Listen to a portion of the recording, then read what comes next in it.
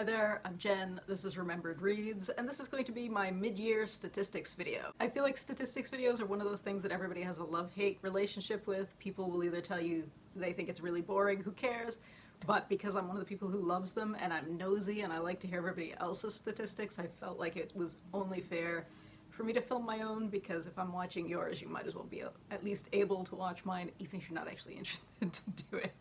I'm going to start with the stats that we get off of Storygraph and Goodreads. The number on Storygraph is always a little lower because Goodreads has slightly more trackable items. According to Storygraph, I read a total of 109 books in the first half of the year. As always, when people think that's a high number, let me remind you that I read a lot of poetry and a lot of comics, and also a lot of very short collection pieces. So, for example, the longest book that I read this year was C.S. Friedman's This Virtual Night, which is right there. It's always a fantasy or science fiction novel. Actually, it's not always, but most of the time it ends up being that kind of genre fiction that has the biggest one.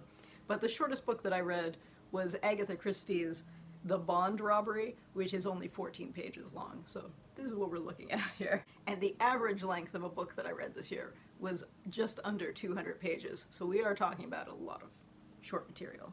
Storygraph gives us these mood charts, which I will put up on the screen, but I don't know how useful that is. When you enter a book on Storygraph, it asks you to click these things, and it's very subjective. Like, was this sad? Was it emotional? Was it challenging? I'm not really sure what any of that means without having it in context. Similarly, they have the pace thing. Mine is almost an equal split between slow and medium paced, and then a very small piece of the pie is fast. I feel like that's a factor of people thinking that nonfiction and poetry are not fast-paced, but I don't know how you judge the pace of that. Again, that's very subjective. I mentioned book length.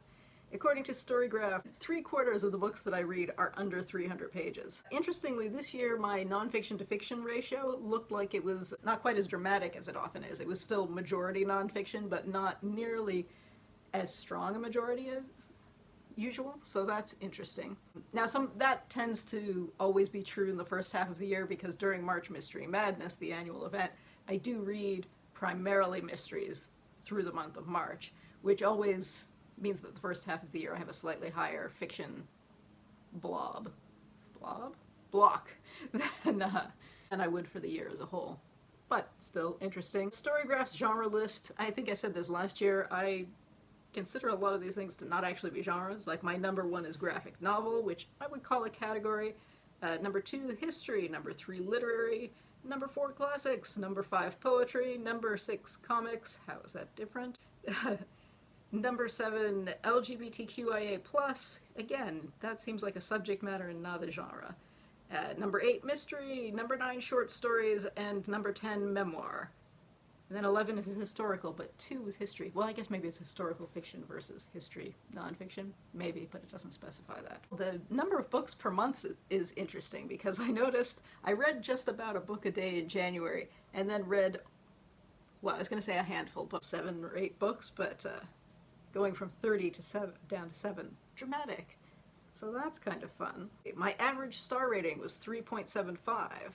So there we go. Lots of 3s, lots of 4s. I rarely give things 5 stars, so that's not a surprise. Alright, so that's what we get from Goodreads and Storygraph. What do we get from the things that I pulled myself? Looking at the format, slightly more than half of the books that I read were prose format, about 30% were comics, about 15% were poetry. There was 1 play, 1 photo book, and then the remainder were mixed type books, which included books that were partially prose, partially comics, books that were partially journalistic work, books that were illustrated poetry, things like that. About 2/3 of the books that I read were written in the century that we're currently living in the 21st century, so not all complete new releases, but written within the past 20 years or 21 years. 22% of the books were written in the 20th century, 2% were written in the 19th century, 2% in the 14th century, 1 was written in the 17th century, and 1 in the 6th century before the Common Era. Negative 6th century? That's how we should say it. That would be funny. I feel like I pulled fewer numbers than I usually do. In terms of the author genders, stripping away comics where the author and artist are different people, and collections of short stories where there are different authors. It was an almost exact 50-50 split. 44 of the authors were male, 43 were female, and 2 were non-binary. So that was not intentional, but that's one of those things I like seeing, because people talk so much about what genders they're reading, and I like it when it turns out to be something even.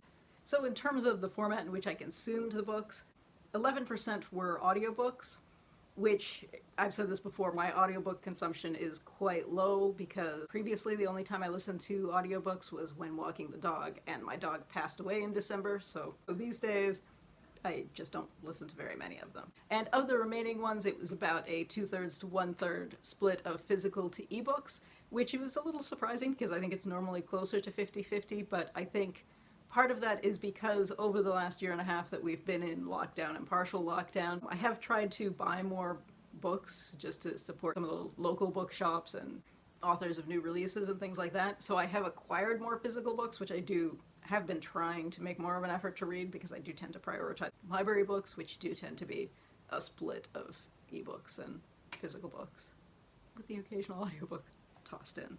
Speaking of library books, only 68% of the books that I read this year so far were library books. And normally that's 80 to 90%, so that is a much higher percentage. 32% were owned books, which is actually somewhat surprising, because normally I would have a percentage or two in there of books that I acquired from somewhere else, but I do have a couple of ARCs from NetGalley that I have and should be reading, but I haven't read those yet. And I had a couple of books on my March Mystery Madness TBR that were mysteries I'd borrowed from my mother, which is usually a couple of percentage points on my yearly total, but I didn't end up reading those. So it was an exact owned/library split this year so far. Alright, and next up I guess we'll talk about the demographic pieces. Another interesting thing this year was that I decreased my percentage of books that were originally written in English to 63%, which I was pretty pleased with, because usually the percentage of books that I read that were written in languages other than English is around 25, sometimes 20%. So 37% is, I would say, very positive. Also, and of that 37%, the percentage of that was French was actually lower than usual, because usually a full 50%, if not more, of books that were written in languages other than English are French for me.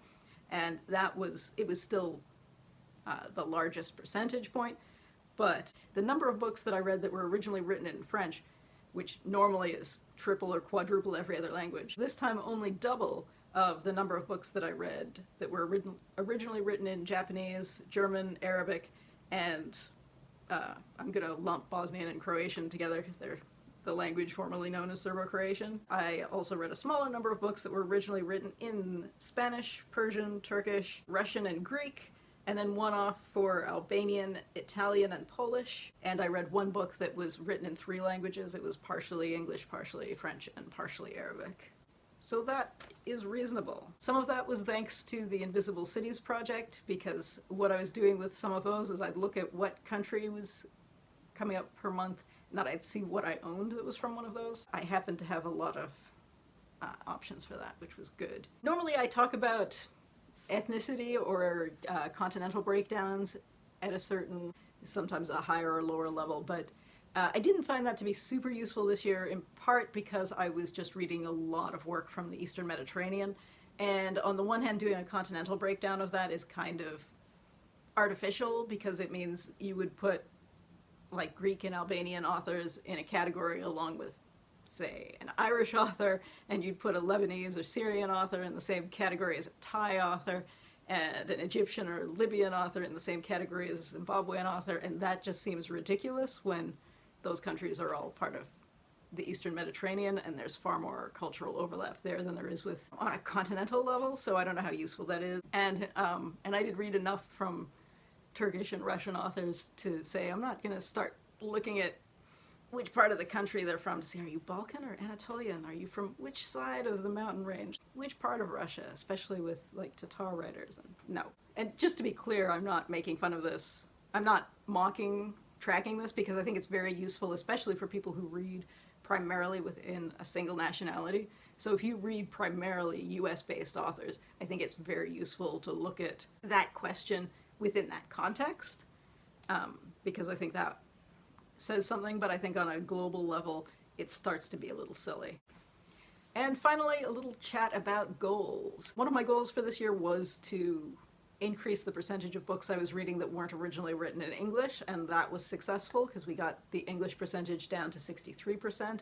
One of my goals for this year was to read more in languages other than English and French, which I would call semi-successful. I, at one point, my German selection was a 500-page, very literary novel, and that was probably wrong, so I've switched to comics for Turkish and Dutch, so that should be better. But yes, that is still an ongoing goal, because I did stall out on that, because 500-page German novel, wrong choice.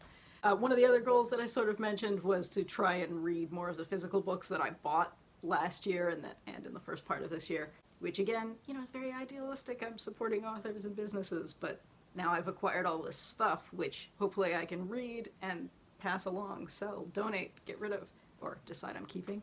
Because it is kind of overwhelming, because normally I get my books out of the library and then if I love them and want to read them again, then I buy them. But buying them first is, what do I do with these books that I don't know if I love yet? As usual, my March goal was to participate in and to co-host March Mystery Madness, so that was successful. I did lose my voice in the middle of March, so I ended up not making as many videos as I would have hoped to, but that's just a fluke of allergy season. Yeah. Oh, and one of my goals for the year was to participate in more buddy reads, and so far I have done 3, and there's a 4th that's sort of a reading challenge that involves a lot of chat, so I feel like the social aspect has worked out pretty well. So yeah, I would say it's been a satisfactory year on the goals side, and I definitely think even though I haven't been following along as seriously as I know some people are, following along even peripherally with the Invisible Cities project has been a good reminder on the language piece. If you have made a stats or goals video for the mid-year and I haven't commented on it, let me know, because I love watching these, and I'll go check out yours. And yeah, I guess that's it for now. Yeah, I think that's all I needed to say. Anyway, that's it for now. Ciao.